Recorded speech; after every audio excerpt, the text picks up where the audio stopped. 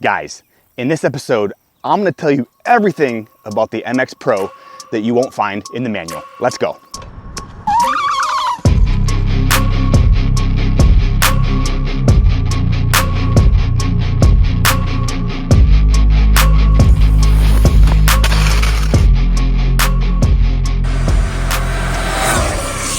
In this episode, I'm gonna do it like nobody has ever done it before or ever will. What we are going to cover is what RZR did from a company standpoint to make this bike a better platform for you if you're in the modification scene, or for your family if you are into riding dirt bikes and possibly upgrading them as your family progresses in their riding skills.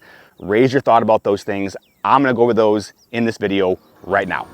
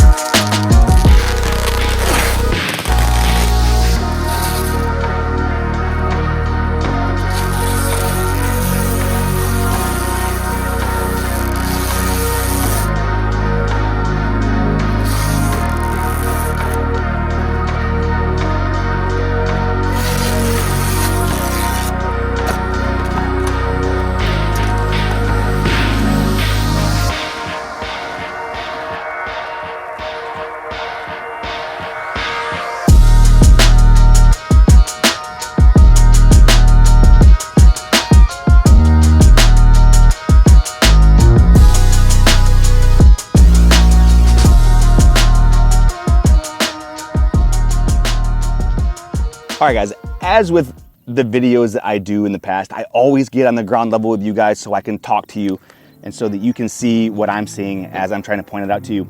This RZR, starting from the front, has a staggered wheel set. It's a 14-inch front and a 12-inch rear. What that's going to allow you to do is get some more clearance inside here for when you're going over rough terrain. Moving on to the forks, y'all. These forks are very similar in size to what we currently run in the modification side on the MXs and the SXs.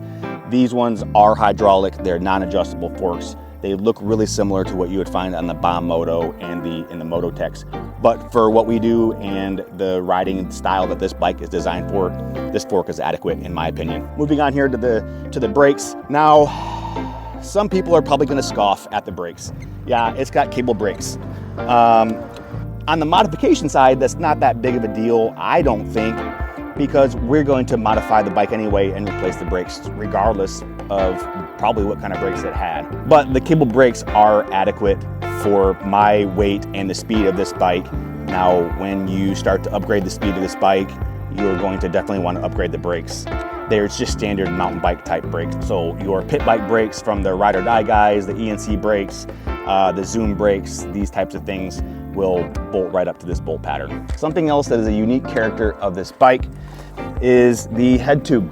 The head tube on this bike, if you'll see here, is a 44 millimeter inside diameter head tube. And what that is going to allow you to do is give you a more broad option for what kind of forks you want to run. So say like a mountain bike type fork or a more conventional dirt bike type fork. RZR had thought of that. If you decided that you wanted to upgrade the forks, you would have more options to upgrade because of the inside diameter of that head tube. Another thing that RZR did, guys, when they designed this bike was they put this bracket in here. And to the untrained eye, you're probably thinking, well, what the heck is that? But what that is for is to allow you to put in a motor upgrade without having to modify the swing arm. So with this motor, if you decide you want to upgrade this bike, pull the motor, get you an MY1020 type or style of motor, you put it in here.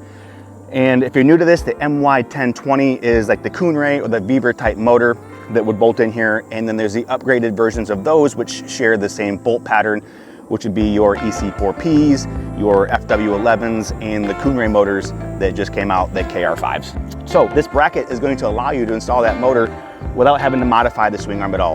And in my opinion, that is a huge advancement in the modification side of these bikes. Too easy, literally bolt it in. And while we're on the subject of bolting it in, this is not an Electro & Company video, but what I did want to say is Electro & Company and Razor did work together on this bike. The controller that you can upgrade this bike with from ENC, the bolt pattern is already there in the bike. So when you get your ENC controller, you can just bolt it right in from the factory. Razor worked with ENC to make sure that their controller would fit in this bike. Too easy, plug and play. Moving on to the back of the bike, guys, you will notice that this swing arm is a little bit different. Well, I won't say a little, I will say it is a lot different than what we'd ever seen on a Razor or any of the other bikes that are in this class. This is called a rising rate suspension, and the holes that are here, let me be clear, these holes are not to adjust your ride height. These holes in this plate allow you to move that shock, which is going to change that geometry, which is going to then ultimately change the way that the bike is going to ride and feel. This rising rate suspension is an advancement for sure in the pit bike scene, which allows you to adjust how your bike is going to ride and the way that you want it to feel. Another thing that Razor did with this bike, on the MX and the SX, you did not have the adjustability of the chain. So you were kind of stuck with what you had. It had a chain tensioner, and that was what it was. This bike does not have a chain tensioner, but it does have the adjustability in the rear axle here to set your chain tension. One thing that people really hate is having to break a chain and it just be a half link off. That sucks because there's no adjustability in the motor or in the swing arm. But now that we have the adjustability in the rear axle, you can cut your chain to length, pull that wheel back, set your tension, tighten it up, and you're good to go. The one thing here too to mention is that this lower peg mount is able to be adjusted. And what I mean by that is you can take off this whole lower peg assembly, put in spacers, get longer bolts, and then you can lower this whole peg assembly. If you wanted more clearance between your knees and the bars, you can just take and lower this whole peg assembly down. One other thing worth mentioning, the foot peg pockets on this bike are no longer a Razor specific type of foot peg pockets. In the past, in the modification side, you had to grind the peg shaft in order to fit in that pocket. This is a conventional sized foot peg so that you can run your conventional sized pegs on this bike if you decide you want to customize the pegs. Another thing that Razor thought about was the key. The key is here on the side, which is pretty, I mean, that's fine. The key also is breakaway. So if you tip the bike over, the key flips so that you don't break the key off in the ignition. This is not a voltmeter. This is just like a gas gauge, full to empty. And it's got 2 speeds. A 2 is the fastest speed, 1 is the more chill speed. There is a big difference between 1 and 2, I will say that. I wish that it had a voltmeter. All right guys, so that's a high level overview of what Razor did to this bike that you will not find in the manual. You won't find it on anybody else's YouTube channel. They're not talking about this stuff. The list of likes on this bike far exceed the list of don't likes. A couple of the don't likes, let's run it back. Cable brakes, could be better. Sure, I agree with you. Voltmeter, I will always be an advocate for a voltmeter. I don't think it's gonna add that much money to the cost of the bike, but the benefit of having a voltmeter when our kids are riding these things, I think that's a must. And the kickstand. If you're a moto guy and you're used to putting your bike on a stand or leaning it up against a tree, that's your jam, cool. For me, and the kind of riding I do, and probably the most of the people that are gonna watch this video do, I don't know, I'm a kickstand guy, to be honest with you. Woo. Woo. Golly, I keep that sucker close. Call me a baby, but I like kickstands. Those are the things I think could be better. I love the suspension. I love the wheel size. I love the adjustability in the foot pegs. I love the ability to put an upgraded motor in there without having to do anything to the swing arm. I love that they added the adjustment to the rear wheel versus what they used to have in the past on the MX and the SX. And what that is telling me, and it should be telling you, is that Razor is listening.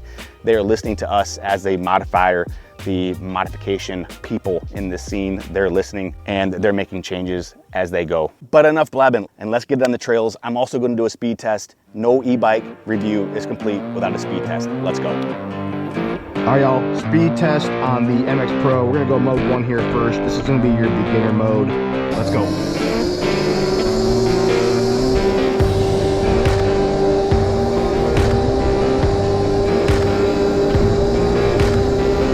So about 16 in mode 1. That's very similar or the same as what the MX 650 and the SX 500 were. Let's put it in mode 2 and run it back. All right, clear this out.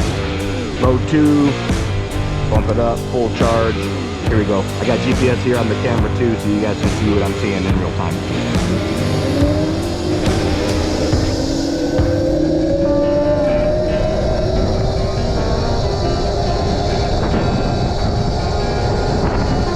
So mode 1 is about 50% of what mode 2 is.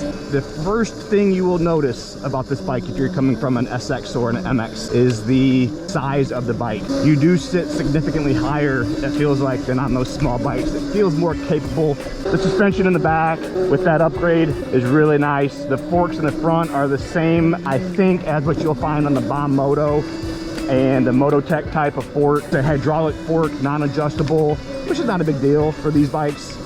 We're out here doing this kind of stuff on these things, and it's an adequate fork for myself or probably your kid. And if you did want to tighten up the suspension on the front of this, you could just drain the fluid out and put a different weight shock fluid in here. Because people always ask, well, how big are you? How much do you weigh? How much kind of range do you get? All that stuff depends on your gearing, your weight, your riding terrain, your elevation that you're climbing, throttle manner, all that type of stuff. This is a 48 volt, 24 amp hour battery. And I've gotten about 15 miles on one charge of it so far. Came back, charged it up. So the battery's got good life if you just keep maintaining it, and you want to keep it in the stock form. And this bike is not going to stay stock for very long, y'all. If you're new to my channel, you've been watching for a while, I don't really do a whole lot of stock stuff. It's usually stock and then upgrade. This is no different. Here in the upcoming videos, I will have the pinnacle of bolt-on accessories for this bike. The Electron Company Extreme Kit will have all the parts upgraded on this thing. We'll do a speed test before and after. Maybe I'll even learn how to wheelie on this thing. I don't know. But stay tuned for all that, guys. I appreciate you watching. Thank you for being with me. Later. A benefit of electric, I can ride around on these streets. I can ride around on those trails. No one cares.